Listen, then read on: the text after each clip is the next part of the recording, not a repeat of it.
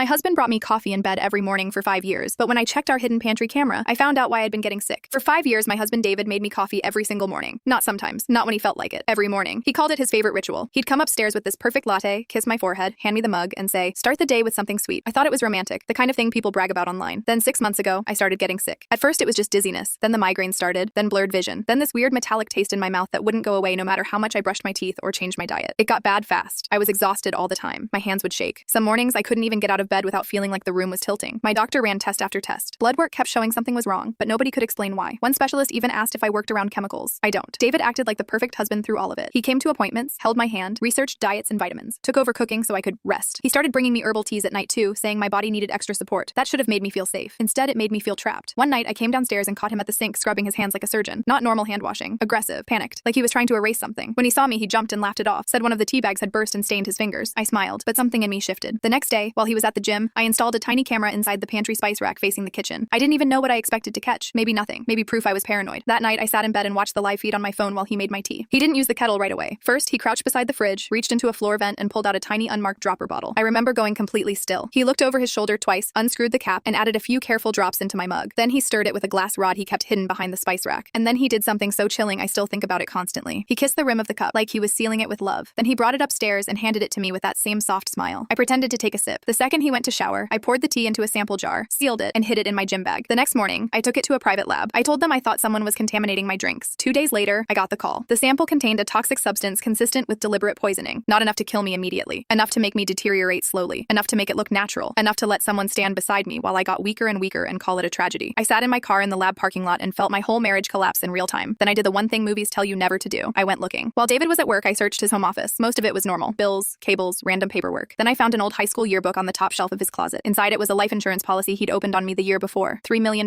Clipped to the accidental death section was a yellow sticky note in his handwriting. It said, "Wait for the tremors to start." That was the moment I stopped thinking maybe there was some explanation. No misunderstanding, no bizarre secret medication, no affair, no debt spiral. My husband was trying to kill me slowly enough that everyone would pity him. I didn't confront him. I bought a burner phone, called the police, and gave them everything. The lab result, the camera footage, the policy, the note. Then I packed a bag and told David I was going to my mom's for the weekend because I needed space. He hugged me at the door. He told me to rest. He told me he loved me. I said it back because I wanted to make it to the car alive. When police raided the house, they found more bottles hidden under the floorboards in the kitchen. They also found searches on his laptop about how to mimic the symptoms of degenerative neurological disease. That part broke something in me because it meant this wasn't impulsive. It was studied, planned. I'm safe now, and he's exactly where he belongs. But I still can't smell coffee without my chest tightening. I still think about all those mornings I thanked him. All those mornings I called him sweet. He didn't want a divorce. He wanted a payout, and he was willing to watch me fade away, one cup at a time.